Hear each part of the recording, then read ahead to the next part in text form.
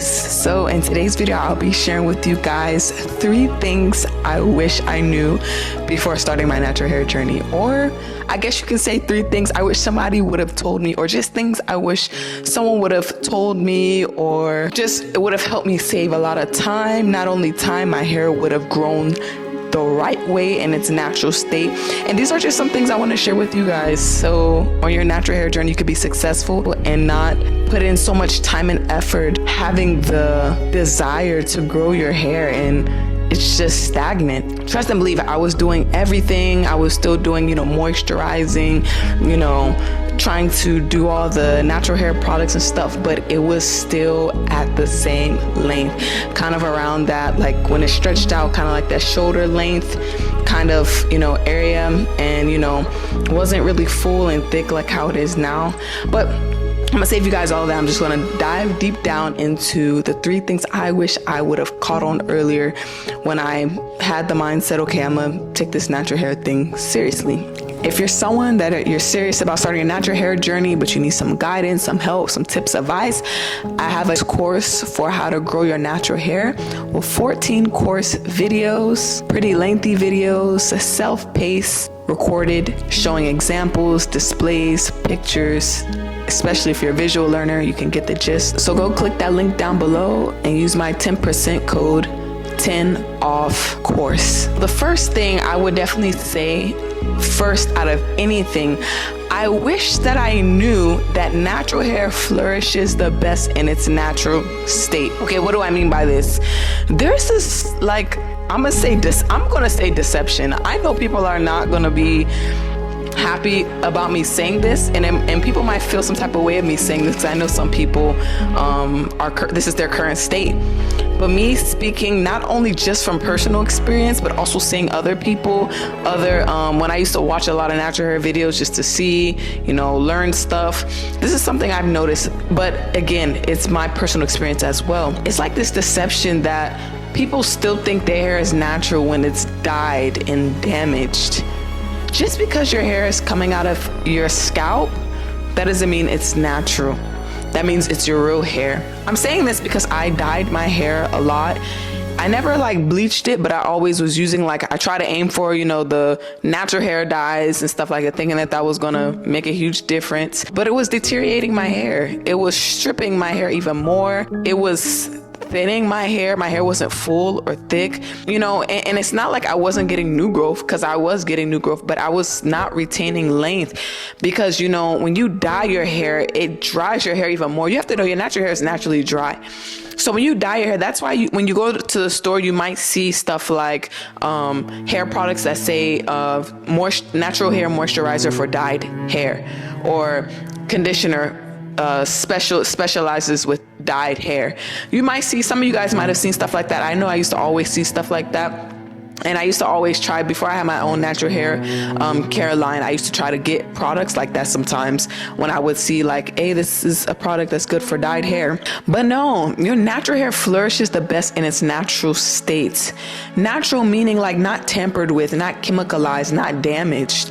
That's your natural hair. And I mentioned this in a video before on my other page, but think of it like this. Somebody with relaxed hair or permed hair, it's coming out their scalp. It's their real hair, but it's not their natural hair.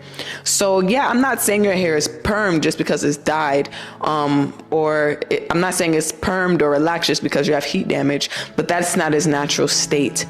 And I'm saying this to say, at the end of the day, everyone makes their own choice. So I'm not saying don't dye your hair. You have your own choice. But this is something that is huge when it comes to hair growth. You have to remember hair growth and length retention, because those two come in handy. You cannot leave hair growth from length retention, because a lot of the time some people's issue is length retention. It's not hair growth. They actually get a good amount of new growth. They just cannot retain the length. And some people, they really, they do protective styles. They do things that helps with length retention, but promoting that hair growth is what they struggle with. So there's 2 different kind of targets, but that's maybe a topic for a different day. So comment down below if you would like me to elaborate more about that in a different video. But I say this to say, yeah, some people, their problem is length retention. Some people's problem is growing their hair, but those two come in handy. Having healthy hair is key. And of course, when it comes to length retention, protective styles, not always tugging on your hair, tight style stuff, avoiding stuff like that. But yes, you cannot leave those two apart. So when it comes to just, having your hair in its natural state, me in my case, some of you guys might have heard my testimony. I'll put the link down below this video on my main personal page. I'm saying it as if this is not my personal page too, but just different, sectors or categories. But some of you guys heard my testimony of that, how the Lord really helped me. And some people, I read comments, but some comments aren't really worth replying to sometimes, because I read a comment that was like, stop abusing the Holy Spirit. He didn't help you with your hair growth. I honestly, I just laughed, because it's like, only if you knew how much he helped me. But it's not my job to have to explain myself when it comes to that. But literally, when the Lord led me to big chop my hair because of the dye and the damage, at first I was sad and was crying and, felt insecure. But that was the best decision I've ever made for my natural hair journey. And again, I won't go too much into that. The link is down below if you want to hear about that testimony. But I say this to say is because God himself made my hair. He made your hair too. And he knows what it will take for your hair to flourish. My experience, I feel like I was mainly heavy on the side of retaining the length. And I was getting a new growth, but I couldn't retain the length. And my hair has never been as long as how it is now. And a big issue when it came to retaining length, when I would do protective styles and see new growth, was that my hair, I was putting heat on my hair. I wasn't heavy on flat ironing, but I blow dried it a lot. And I was dyeing my hair consistently. And I was the kind of person, I dyed my hair, say my whole hair was dyed. I had it this brown kind of color. And my whole hair was dyed, say I had 3 inches of new growth. I will re-dye the whole thing. And now what I know about dye and what I got to learn about dye before I even big chopped, that it's good to just dye the roots, the new growth, not really the whole entire thing. But I don't really care about that anymore, because I'm never dyeing my hair ever again, especially after I big chopped it, and now it's full and long and getting even longer and very healthy. Dye would never touch my hair. My hair is staying virgin hair. If I ever wanted color, I'll get some braids or something, but I'm not really even into color like that anymore, if I'm being honest. But back on topic, yes. So when I had this dyed hair, it was as if my hair was just breaking off. Some people, it's good to retain length by doing protective styles, but of course you can still grow your hair without protective styles. But sometimes it's just your hair is very weak. It's weak because it's damaged. And that's how it was for me. I could not retain the length for anything. So I would definitely say, if you're serious about growing your natural hair, and remember, we're not only just growing our natural hair, we're trying to have healthy hair out here. We want to be true to this. Healthy hair is, once you have healthy hair, the length will genuinely come. It will. It's kind of impossible for the length not to come when you have healthy hair. It's impossible for your hair not to grow when you're doing the things that is needed to maintain the health of your hair. But I say this to say, if you're someone that lies under this category, and your hair is dyed, you've chemicalized it, texlaxers, perms, relaxers, whatever you call those things, keratin treatments, all those different chemicals that just takes your hair out of the state it's supposed to be. I would personally say big chop it, start all over, because I look back and it's been 3 years since I big chopped my hair, and it's already to the middle of my back. And if I never big chopped my hair, I most likely probably still would have had the same length, still investing in products and spending money on products, seeing the new growth coming, but no form of retention at all, length retention. It would have been you don't understand how discouraged I was every time I had a protective style, and I would leave it in for 2 months. I would see the new growth. I'm like, okay, I can't wait to take it out, see how much it's grown, and it's the same length. You don't understand, my face every time was like, when will my hair grow? When will my hair be long? That's what I used to always say. But yeah, so I know it might sound kind of just broad, this girl telling me to cut my hair. You don't have to be like me when it comes to just taking them scissors and wop, wop, wop, because I know me. When the Lord gave me to go, I said, peace. But in all seriousness, yes. And also another thing that gave me boldness is to also just cut it because I do hair. I know how to do my own hair. So I'm not saying you have to be a professional hairstylist, but if you know how to do things like cornrow styles or braids, or you don't mind wearing hair scarves and stuff like that, you could definitely wear protective styles with short hair. I still had about 1.5 inches of hair when I big chopped, because the dye stopped at about, like, with my natural hair state or color at like about 1.5 inches. So it was enough for me to still like put my real hair in like cornrows, do hair scarves, you know, even braids, stuff like that, because I do my own hair again. But yeah, whoever's listening to this, just cut the damage off. But if you cut the damage off, don't go back to the damage knowing that that's what messed your hair up to begin with, because that just would just defeat the purpose. If you know you're not ready to make that commitment, like, okay, I'm gonna just, you know, be serious about my hair health. I'm not putting dyes, chemicals. If you're gonna be serious, be serious. But other than that, wait till you are serious, because you're gonna take yourself through a whole big chop just for it to be damaged still. Please. And some people, and this is something I want to add because I feel like it's very relevant. If you're someone who has dyed hair and you're like, I'm gonna just dye it black to cover up the dye so it could be healthy, black dye, believe it or not, still has a lot of chemicals. Like, I saw this one girl, I really love some hair strategies she used to do for length retention. She used to like do chunky cornrows, stuff like that. I used to like watching those, especially when I big chop my hair. I was just trying to find things that worked for me. This girl, she did a big chop, and I think she was natural for like 3 years or so, 3-4 years. It might have been like 3 years, but her hair grew a lot. It was kind of like my situation. She big chopped her hair, but I think she had a lot of heat damage too. But she cut the dye off, everything. Her hair was like practically almost waist length. Her hair grew really fast. This lady dyed her hair black because she wanted like a jet black color to like, because, you know, the black color makes it look more fuller. I feel like if you just have browner hair, it definitely makes it look fuller. But she damaged her hair dyeing it black. And don't be like, I'm gonna use the African-American dye if you're a black lady. Don't say that, because those things have harsh chemicals, and you will see the big difference in your hair texture when you dye your hair. And when she did this, she realized her hair was damaged, and she told herself, she was like, I'm not gonna do a big chop again. I'm just gonna cut 1 inch or so off every time she does a protective style. But it was like, this lady, she went through all of that beautiful hair just to, she didn't learn. Flee from the thing that was hindering your hair. Flee from it. And when you see your hair taking off and growing and prospering after you've let go of things that aren't good for your hair in general, flee from it. Don't go back. Even if it looked good, don't go back. But yes, I really want to go in detail about that, because that is a very crucial thing.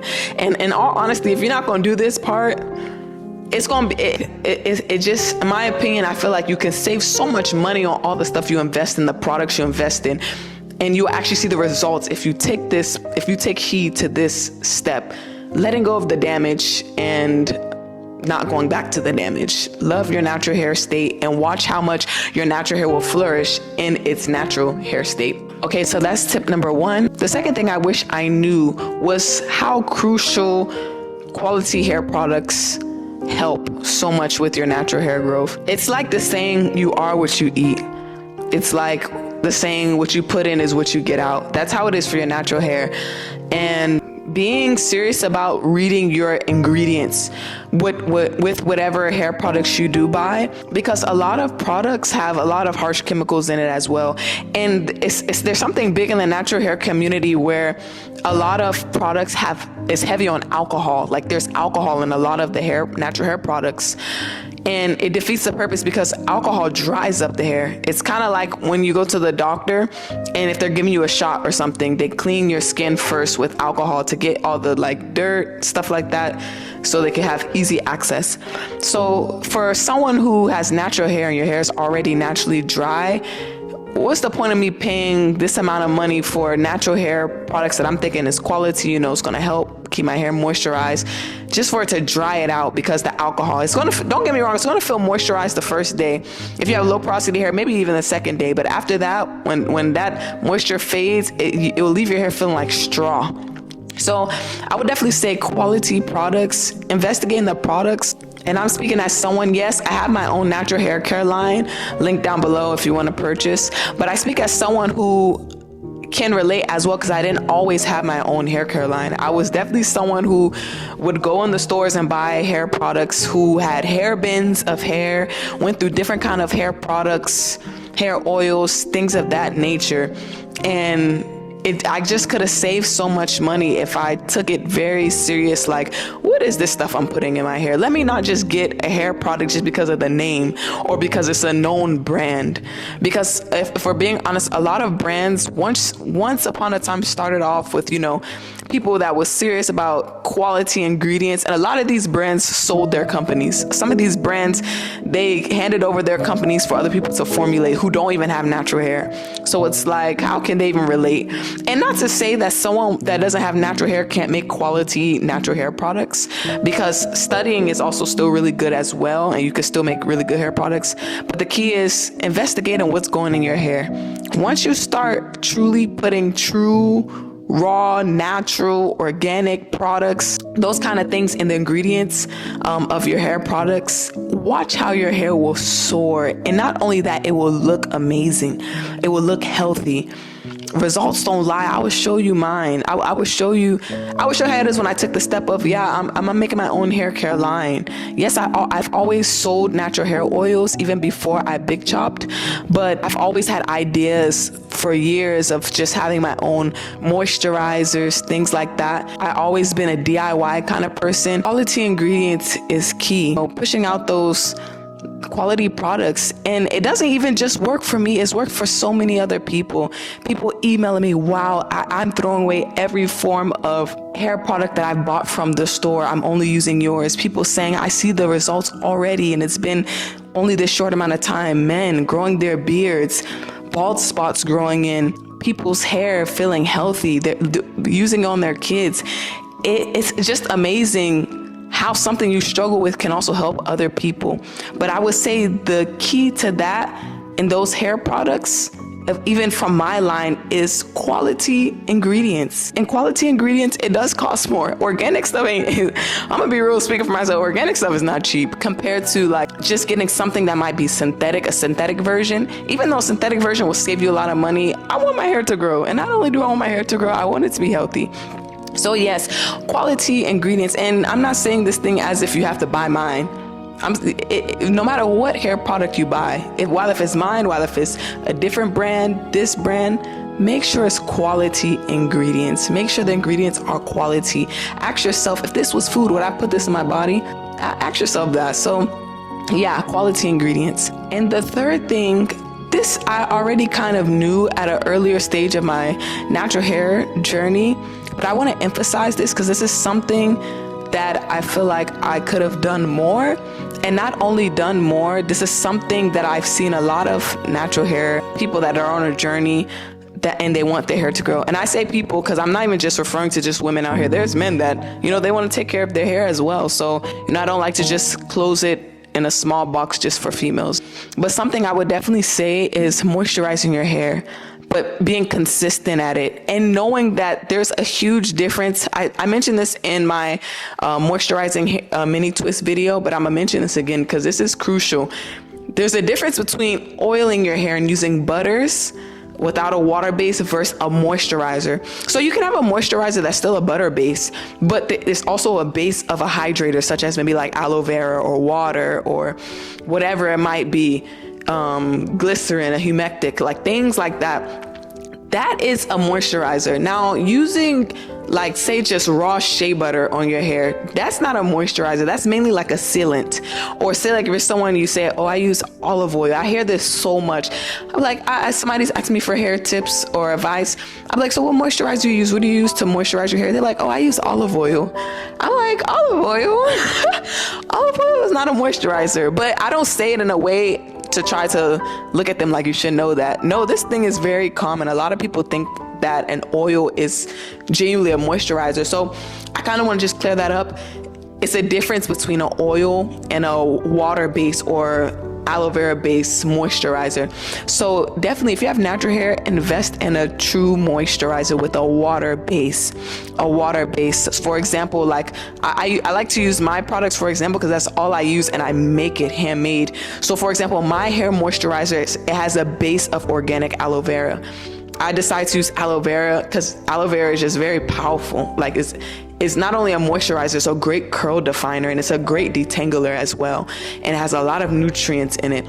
And again, if you buy a hair product, it might not have a base of organic aloe vera, but it might have a base of maybe like water or like rose water or something like that. Just making sure you have a base of an actual something that's moisture. This is something I want people to catch on with, but yeah, emphasizing moisturizing your hair. Besides the tip of starting off on truly healthy hair, this I would honestly put the moisturizing one in second, then the quality hair product third. Yes, moisturizing when it comes to natural hair. Natural hair is already naturally dry by its nature. It's nothing that you've done. It's just how your hair is created, which is a beautiful thing. I love my curls. I love the kinks. I love the fullness. I love the thickness. You just have to learn it. And moisture is is key. Not only key for hair growth, but it's also key for retaining length. Some people, your hair is growing, but your hair is so dry, so matted that when you detangle it, you're losing so much hair because you never moisturize it. You only add oils and you never moisturize it. Some people, you're doing a really good job. You're doing a really good job, you know, protecting your hair, stuff like that, but moisturize it. Moisturize it, moisturize it, moisturize it. Remember, what plant or flowers outside is going to flourish if it's not getting watered consistently? Not a lot. So make sure you moisturize your hair. So I hope this helps. God bless you guys, and I'll see you guys the next time. Like, comment, and subscribe. Comment down below what you guys want to see next, or if you need help, any tips, advice, I'm here.